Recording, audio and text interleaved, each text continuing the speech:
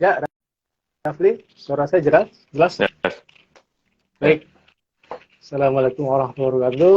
Semangat pagi, Rafli dan Waalaikumsalam warahmatullahi wabarakatuh. sobat SB1, sobat digital. Baik, siang ini kelanjutan ya, kelanjutan minggu lalu karena sempat terputus. Ya, Jadi saya akan bahas ada beberapa presentasi, ada 4 yang presentasi ya. Jadi waktu ya, itu kita mengadakan apa namanya pengabdian masyarakat ya yang ya, diselenggarakan oleh IAI DKI Jakarta, Universitas Mercubuana, ya, University Science Malaysia ya, Science Malaysia ya, dengan topik peningkatan daya saing UMKM melalui peningkatan kompetensi penyusunan laporan keuangan serta pajak. Jadi ya. penekanannya pada keuangan ya, laporan keuangan serta pajak. Nah, mengapa demikian? Karena banyak Pak, sekali para ya, gimana? ya, selamat ulang tahun Pak. Oh iya Ya, iya, ke terima kasih ya 52 Rafli ya. Pak. Ya, semoga sehat selalu Pak. Dan sukses terus Amin, Pak. amin. Yes, Hmm, yes. Raffi juga ya, sehat dan Ya, sukses selalu ya. ya, Top. hmm, Kan ya, Raffi termasuk nominasi ya, nominasi dari program pengabdian kepada masyarakat ini ya. Sebanyak 3 kali ya, Raffi ya, 3 kali. Kalau nggak salah, dimulai akhir Februari, terus ada Maret 2 kali nggak salah ya. Karena ini penting banget ya, sahabat, penting banget. Mengapa demikian? Karena banyak sekali para pelaku UMKM, walaupun dia sudah besar, Raffi ya, sudah besar, ada apa namanya binaan saya sudah besar, dia punya outlet tapi pelaporannya ancur-ancuran. Bukan maksudnya nggak dirap, nggak ada kan ada stroke kan ya, ada stroke misalnya dia buat pakai apa namanya GoPay dan segala macam kan sebenarnya udah ada ya. Oh ya sebenarnya kalau kita sudah ini ya sudah masuk ya sudah pakai aplikasi GoPay untuk pelanggan ya ShopeePay, saya pikir itu udah bagus Raffi ya, gitu ya. Nah, Rafli ada niat nggak bisnis Rafli, bisnis buah impor itu pakai ShopeePay, bayarin GoPay gitu? Ada nggak yang bertanya? Saya mau tanya, ada yang bertanya nggak? Pak Rafli, saya nggak bohong cash nih, cuman di GoPay saya ada sekitar 500.000, saya mau beli buah. Terus mau scan mau di mana? Seharusnya ada barcoding dong, ada bisa. tempat dudukan gitu kan? Betul nggak? Ya, Karena gini, hmm, saya belum daftar sih ya, saya belum daftar karena bisnis saya bukan bisnis retail begitu gitu ya, dan nggak butuh ShopeePay juga sama GoPay gitu ya. Gini, karena di dalam ketika Raffi daftar di aplikasi untuk apa? Untuk merchant itu ya, untuk merchant Raffi sebagai merchant kan ya. Itu terstruktur sekali Raffi. Nanti dapat aplikasi dari mereka yang bisa ada akumulasinya gitu ya. Ketika ada apa? Ya minimal ada akumulasi lah ya. Ada debit kredit, bukan debit, uang masuk sebenarnya sih, uang keluar ya.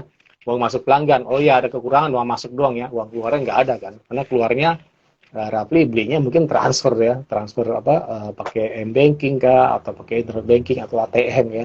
Akhirnya perlu dikumpulin. Mengapa gini ya? Mengapa? Karena kan antara masuk dan keluar beda beda metode pembayaran ya, gitu ya. Rafli untuk pembelian buah mungkin pakai transfer bank atau pakai ATM atau pakai internet banking atau m-banking. Kenyataannya untuk yang customer yang belanja pakai GoPay. Nah, itu kan artinya apa? Perlu disatukan gitu ya dalam satu apa resource dalam satu source ya. Nah, akhirnya kan perlu di ini lagi debit kreditnya perlu dihitung lagi ya gitu ya.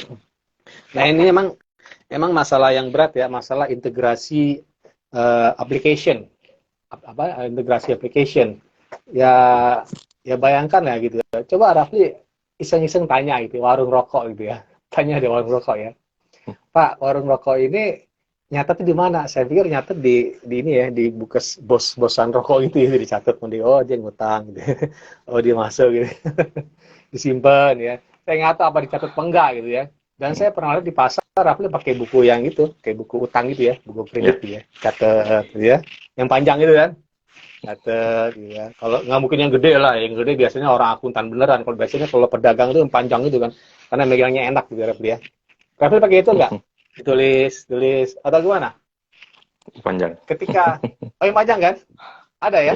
Ya, Jadi tinggal dibuka-buka ya. Artinya kalau ada yang beli buah, misalnya ada satu dus seharga berapa? Satu dus yang harga 1.000 ada ya. Satu dus harga berapa gitu, tinggal dicatat kan ya. Oh ini masuk, masuk tanggalnya. Tanggal catat nggak? Tanggal ya. Masuk. Saya pikir gitu ya. Oke. Saya akan jelaskan ini ya, jelaskan apa yang saya sampaikan aja. Ada 3 pemateri.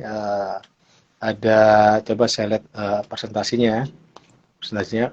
Karena minggu kemarin saya sudah jelaskan untuk Ibu Yesi, terus ada Ibu Rina sendiri.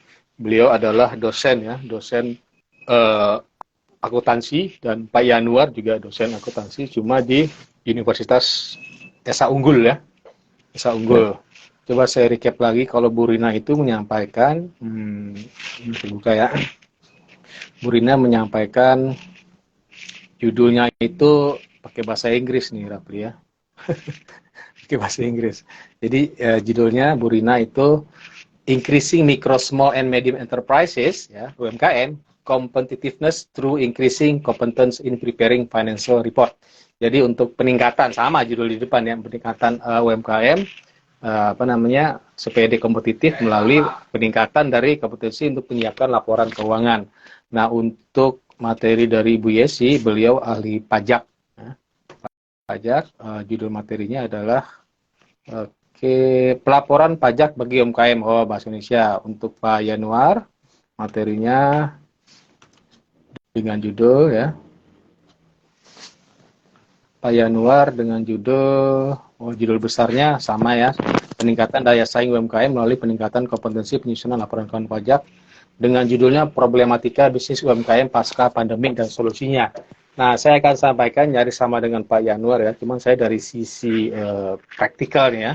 Pak Yanuar menyampaikan topiknya ada perkembangan pandemi COVID-19 ya, waktu tahun kemarin, 2 tahun lalu, terus perkembangan perekonomian Indonesia, profil UMKM Indonesia, problematika UMKM Indonesia, dan solusi atas problematika UMKM Indonesia ya. Solusi macam-macam, salah satunya ada digital marketing ya. Oke, saya akan sampaikan apa yang saya sampaikan. Judul materi saya strategi peningkatan daya saing UMKM dan digitalisasi UMKM. Jadi ada digitalisasinya. Ya, jadi sebenarnya itu strategi bagaimana dengan membangun 9 blok kanvas model bisnis pemenang. Nah, langsung saya jabarin deh seperti apa yang pemenang ya. Sebelum sampai ke pemenang, pastinya ada 9 langkah ya.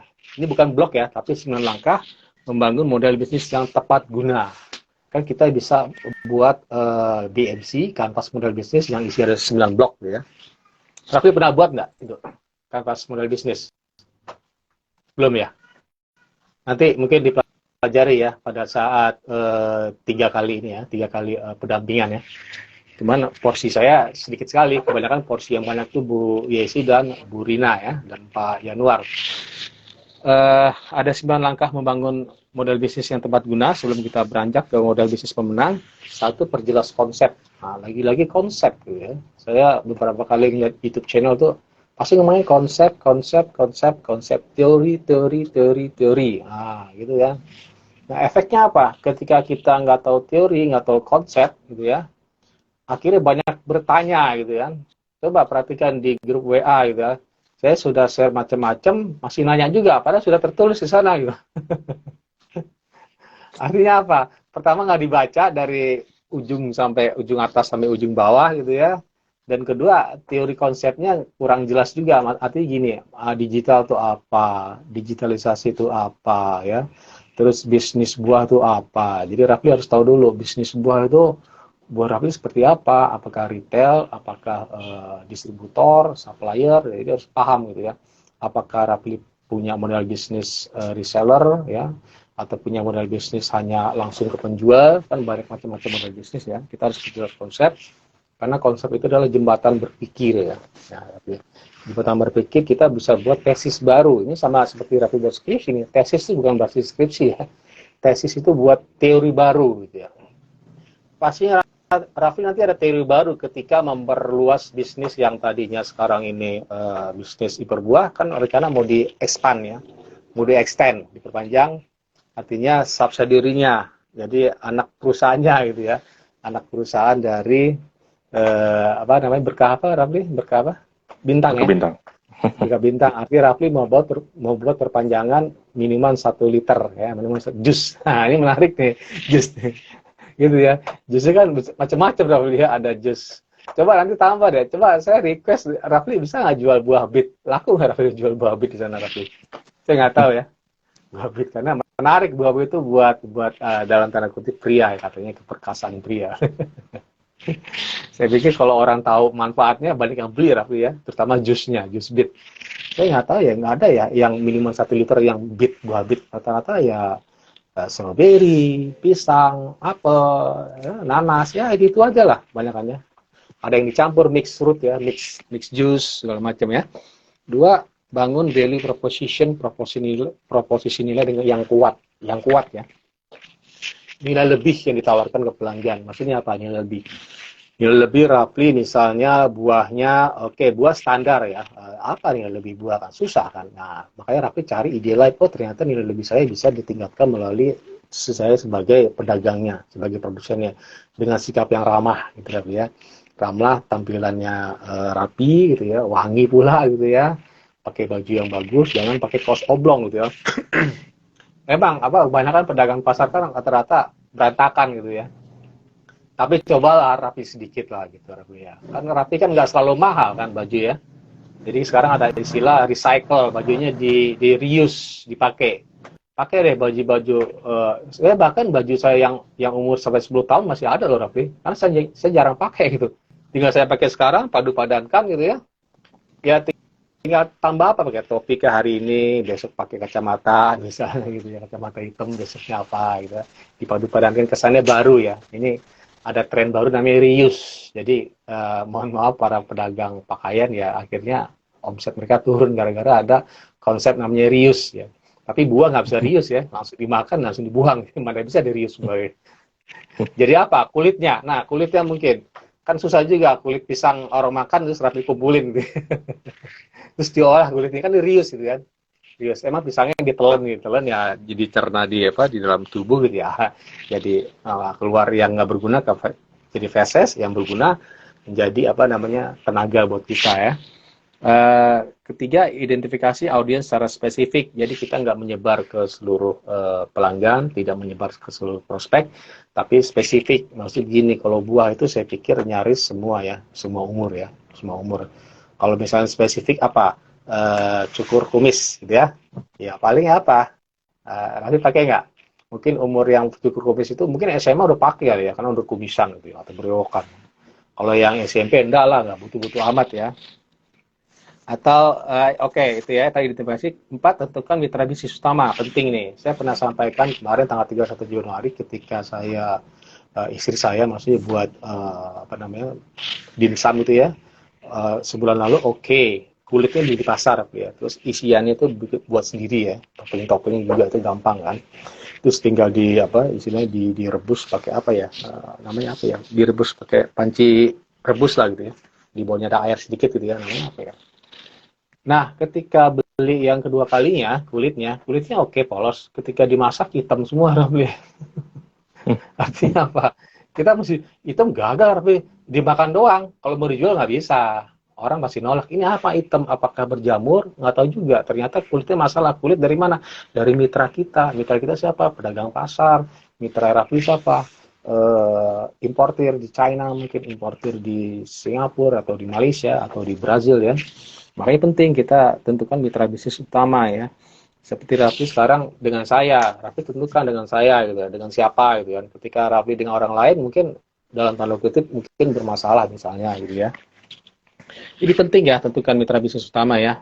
Jadi kita harus punya backup Raffi ya. Harus punya backup 3 ya. Raffi ada nggak? Importir Raffi cuma 1 aja atau bagaimana? Ada lokal juga, Pak. Banyak ya? Banyak ya? Artinya ada pilihan Satu ya? doang, satu doang.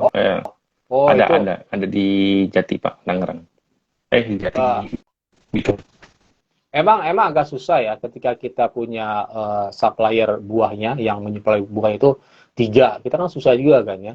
Harga boleh bersaing ya, tapi kan lumayan kan bersaingnya mungkin ini beda tipis 100 200 kan lumayan buat revenue Rafli gitu ya. Jadi Rafli mungkin nyaman dengan 1 itu aja. Ketika mereka itu mohon maaf bankrupt, nah Rafli kan kerepotan gitu ya. Mungkin disiapkan 1, 2, dan 3. 1, 2, 3 ya. Satunya ada yang sekarang, terus yang 2 dan 3 siapin Rafli importernya kira-kira siapa. Ketika yang pertama itu terjadi bankruptcy atau terjadi mereka bisnisnya bubar lah, kira-kira begitu ya. Penting ya. Memang agak susah ya kita itu ya, karena kan ada perkenalan dulu, kita tanya harganya, apakah mereka bisa dibayar termin gitu ya. Termin maksud dibayarnya nggak langsung ambil barang, bisa nggak ambil barang dulu bayarnya minggu depan gitu ya. Rafli gitu nggak? Ambil barang bayarnya bulan depan, karena udah kerjasama udah lama kan, termin nggak bayarnya? Biasanya Atau begitu, langsung cash? Jarang cash ya? 2 minggu sekali apa ya? Iya.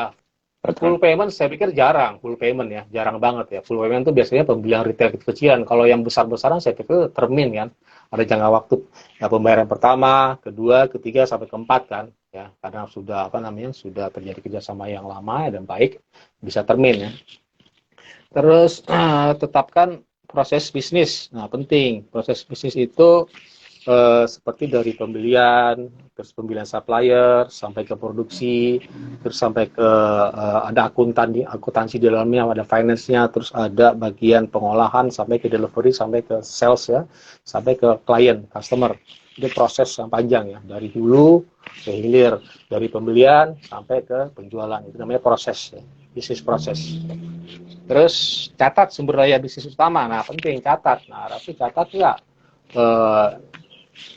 Bukannya ini ya, bukan buahnya, arti apa? Rafli catat nggak pembelian bahan-bahan perangkat-perangkat tambahan di Rafli? Misalnya untuk karyawan Rafli dibelikan motor, ada nggak gitu? Nggak ya? Pernah juga. Ada. Nah itu mesti dicatat juga, dicatat keluar bensinnya berapa gitu ya. Terus kapan waktu servisnya, itu kan sumber daya utamanya Rafli juga untuk mendukung bisnis kan, bukan hanya buahnya aja. Ketika motor itu mogok, rusak, nggak bisa dianterin, customer komplain, nggak beli lagi loh. Yang tadi customer yang loyal, akhirnya mereka kabur, lari dari tempatnya Rafli ya, gara-gara motornya rusak gitu ya. Dan kita nggak catat ketika mau servis kapan, itu penting ya. Semua harus catat. 7, buat strategi demand generation, penyiptaan minat. Ini sales funneling gitu ya, saya pernah utarakan ya. Sales funneling seperti piramid terbalik ya, corong air gitu, corong minyak ya. Corong minyak ini paling atas lebih besar, artinya awareness ya. Biasanya 1.000 yang berminat, paling 1000 yang kita kasih awareness, kita kasih soft selling ya, belum tentu beli. Paling 100 mengecil yang berminat, baru berminat loh ya. Terus 10 benar-benar beli ya, udah beli. Tapi satu yang penting, jadi customer retention, ada customer journey, jadi pelanggan tetap jadi pembeli yang berulang gitu. Beli terus kerap ya. Satu itu udah bagus loh, ya. Dia beli-beli terus kan. Nah, Raffi bangun lagi piramid yang lain gitu kan, 2, 3, 4, 5, 6, akhirnya banyak punya pembeli yang berulang, ada sekitar 100. Itu lumayan dibanding kita akuisisi pelanggan baru, itu susah loh ya. Bagaimana Rafli meyakinkan pelanggan baru kan susah ya Rafli ya. Lebih enak kan meyakinkan atau memoles-moles pelanggan lama ya. Kira-kira gitu Rafli ya. Saya pikir Rafli pelanggan lama semua ya. Pedagang pasar yang Rafli udah kenal kan. Saya pikir jarang ya pedagang pasar yang baru, kecuali dia emang baru masuk pasar gitu ya. Baru masuk pasar, Rafli perkenalan dulu, ini bagaimana nih buat saya enak loh kata Rafli gitu ya. Oh ini saya bisa ini loh, Anda akhirnya bisa termin loh. Nah, lebih enak lagi, lebih suka lagi dia. Rafli termin, dia termin juga, sama-sama termin ya. Terus 8, lakukan penghematan biaya. Pentingnya jangan kita terlalu boros, kita lakukan cracking the cost, hacking the cost. Hacking itu artinya lakukan percepatan untuk penghematan biaya ya. Jangan ada pemborosan, walaupun buang bensin ya, penting ya. Buang bensin penting, jadi bensin itu menjadi takar gitu. Jangan sampai bensinnya full, tiba-tiba mohon maaf saking Raffi jalan-jalan kemana gitu ya.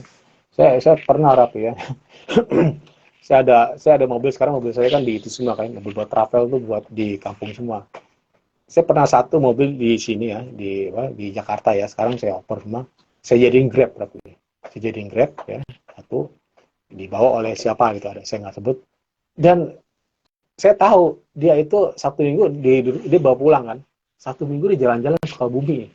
Bayangin, jalan-jalan tapi itu kan masalah kan gitu kan.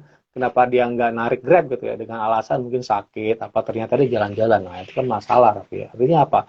Terjadi pemborosan karena misalnya saya nggak nggak terlalu strict gitu ya, karena terlalu baik gitu, akhirnya dimanfaatkan lah dalam tanda kutip ya. Itu hati-hati Rafli ya, jangan sampai dimanfaatkan oleh karyawan ya, akhirnya ada pemborosan biaya. 9, berikan ruang untuk inovasi dan kreativitas. Oke, kita beranjak ke apa nih, yang model bisnis pemenang seperti apa sih? Nah, gitu ya. Jadi ada 5 langkah ya, 5 langkah merancang 9 blok kanvas model bisnis pemenang. Ada 5 langkah, walaupun ada 9 blok ya, ada value proposition di situ, ada customer relationship, ada channels gitu ya, ada customer segments, terus ada revenue stream di bawah, ada cost structure di bawah, ada key activities, ada key resources, ada key partners. Nah, coba diulang, apa enggak? Yeah. Ada 5 ya, langkah 5 ya. Bangun self love dan self awareness. Lagi tren nih. Self love, cinta kepada diri sendiri. Bagaimana Rafli bisa cinta produk Rafli ketika Rafli nggak cinta diri sendiri gitu ya. Rafli nggak mencinta diri sendiri, maksudnya nggak, groomingnya nggak bagus, tampilannya nggak wangi gitu ya. Rafli nggak, mohon maaf, mungkin mandinya 2 hari sekali misalnya. Artinya nggak cinta diri sendiri kan. Ketika kita mandinya jarang-jarang, orang bule mandi cuma sekali loh Rafli. Saya banyak orang bule, teman bule. Saya sering ngobrol gitu ya, orang bule itu dia mandinya sampai malam gitu ya. Kerja 11 malam, oke, saya ini dulu ya, take a bath ya. Mandi lama lagi, cuma sekali mandinya. Pagi dia nggak mandi Rafli. Bangun tidur, cuma cuci muka langsung berangkat kerja. Nah, beda kita sebagai orang Islam ya, orang Muslim ya. Kita harus mandi pagi ya, kalau bisa subuh ya. Terus sore mandi lagi, mandi 2 kali loh, cukup bersih loh orang Indonesia ya, orang Muslim, orang Islam. Mandi 2 kali, mereka cuma sekali loh mandi. Mandi pun malam setelah mereka selesai aktivitas. Ya. Pagi jarang mandi mereka Rabi. Bahkan nggak pernah mandi, orang bule ya gitu ya. Karena mungkin mereka dingin, pertama daerah dingin ya, dingin banget pagi kan. Itu mungkin faktor penyebabnya. Kalau panas, saya pikir orang-orang Singapura yang panas dan yang Thailand, saya pikir pagi mandi ya. Kecuali yang daerah dingin. Emang dingin sih, alasannya itu ya. Ada alasan yang kuat ya. Terus ada self awareness, artinya kita aware yang saat ini ya. Jangan mikirin ke depan yang belum tentu pasti, dan ke belakang yang kita pikirin lagi akhirnya stres sendiri gitu ya. Itu jadi sebagai pelajaran sebagai hikmah kita. Jadi berikan saat ini supaya kita bisa bekerjanya lebih giat dan intens. 2, ikuti 9 langkah membangun model bisnis yang tepat guna yang tadi ya. 9. 3, terapkan 4 pendekatan pemasaran untuk keberlangsungan bisnis, namanya SLIP. Sebutin Rafli, S-nya apa, L-nya apa, I-nya apa, P-nya apa. Masih ingat. Ya, masih Inggris boleh, itu penting loh. Nanti masuk dalam materi skripsi Rafli ya, karena teori saya yang terbukti. Ayo, apa Rafli? Itu 4 pendekatan pemasaran untuk keberlangsungan bisnis pada saat COVID atau pada saat insiden disruptif lainnya seperti gempa, tsunami, dan segala macam. S-nya apa Rafli? SLIP. Apa Rafli? Itu penting loh. Karena penjabarannya S panjang, nanti bisa 3 bab. Nah, nanti Rafli bahas itu ya. Self love. S storytelling. Storytelling. L-nya apa masih L-nya? Love. Nah, localization. Kita kan kita udah berangkat ke ini ya, marketing ya. Itu kan kalau self love kan di awal tapi ya. I-nya tahu pasti. I-nya apa? I-nya innovation ya. Innovation. P-nya personalization, perihal keterhubungan, perihal silaturahim ya. Yang personalization yang pernah saya jabarkan ada rumusnya REACH, respect, empati, audible, clarity, humble ya. Respect, kita harus respect dulu kepada pelanggan, terakhir ya humble ya. Humble, kita murah senyum ya, baik hati dan tidak sombong. 4 ya. Lakukan PDCA cycle untuk continuous improvement. Plan, do, check, action. Plan, do, check, action. Artinya diperiksa, terus Rafli mungkin di akhir, mungkin kalau Rafli tutup toko buahnya jam berapa? Rafli? 10 Pak. Malam? Udah ya? Malam jam 9 malam? 10. Nah. Oh iya? Jam 10 ya? Ada yang beli ya malam ya? Iya. Oh mungkin pedagang pasar beli buat pagi kali ya? Beli malam ya? Mereka ngambil ya? Ya, artinya Rafli ketika sebelum toko tutup lakukan PDCA, plan, do, check, action. Kira-kira apa nih yang perlu diperbaiki dari pagi tadi sampai malamnya itu ya. Malam itu, oh ternyata tadi ada customer yang marah-marah. Misalnya, oh ternyata kalau marah-marah kita besok harus begini deh. Ya, itu salah satu perbaikan ya. Udah plan, do, check, dicek ya. Action besoknya kita lakuin apa lagi ya. Ada perubahan atau enggak ya. Perubahan cukup 1% aja cukup ya. Dibanding kita nggak ada perubahan sama sekali. Terus 5, bangun virtuous cycle untuk competitive advantage. Virtuous cycle itu lingkaran apa namanya dari good apa namanya inputnya bagus, keluarnya bagus gitu ya. Ada good result gitu ya. Ada seed yang bagus, ada good apa namanya? Coba saya lupa ya. Virtuous cycle. Terakhir ya, virtuous cycle ya. Virtuous cycle itu putar gitu.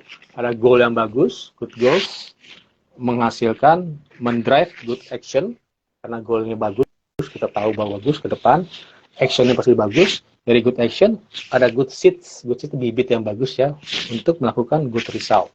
Ya. Kalau dalam aplikasi, ini contohnya pesawat murah apa namanya, low budget ya, low budget plane ya, ada large volume, jadi tujuannya adalah supaya bisa menampung banyak orang gitu kan. Yang orang good goals-nya itu, goalnya begitu, good action-nya apa? Economic of scale, artinya begini, artinya semua orang bisa membeli tiket itu gitu ya. Tujuannya itu kan, supaya semua orang bisa menjangkau beli tiket supaya orang beralih dari yang tadi naik bus dari Jakarta ke Sumatera atau yang tadi naik kapal laut, oh udah jarang kali ya, kapal laut atau kereta dari Jakarta Surabaya bisa beralih ke harga nyari sama ya, kereta Jakarta Surabaya tuh mungkin kalau yang bisnis nggak salah sekitar 500.000, ya naik aja pesawat 500.000, murah kan gitu ya. Tujuannya itu supaya orang berbondong-bondong naik pesawat semua ya, itu economic scale. Terus ada good seats, seat bibitnya apa? Low cost, jadi si pembeli atau pelanggan itu mendapatkan harga yang murah gitu ya. Hasilnya apa? Low cost itu dari sisi ini ya, dari sisinya si produsennya, artinya mereka nerapin biaya murah untuk pesawat. Hasilnya apa? Low fare artinya biaya murah untuk tiket pesawat. Nah, itu kan berputar terus ya, gitu ya. Nah, Rafli apa? Contoh Rafli good goals. Goals-nya Rafli apa? Good goals misalnya, saya kasih contoh ya Rafli ya. Buah yang segar, gitu ya. Good goals ya. Buah yang segar ya. Terus good action-nya apa Rafli? Karena tujuan Rafli itu mau buah segar, artinya gini, ketika Rafli menerapin buah yang segar, kalau Rafli menerima buah yang busuk dari importir, Rafli langsung menolak. No. Ada juga yang terima kan, walaupun setengah, ya nggak apa-apa lah, yang penting ada gitu, dijual ya gitu ya. Terus barangnya diumpetin di bawah Rafli, ya nggak bagus juga kan. Goalnya Rafli untuk supaya menjual buah-buah hanya menjual buah-buah yang segar, itu goalnya Rafli, good goals gitu ya. Karena dari awalnya udah bagus tuh ya, niatnya udah bagus, dari niat yang bagus pasti hasil bagus dong ya. Ketika kan sesuatu kan harus dimulai dengan niat yang baik ya, ketika niatnya buruk ya hasilnya ya buruk juga kan. Niat buruk misalnya mau mencuri ya hasilnya buruk, penjara ujung-ujung kan. Nah, good goals tadi karena Rafli mau niatnya untuk hanya dipilih goal yang bagus. Good actionnya apa Rafli?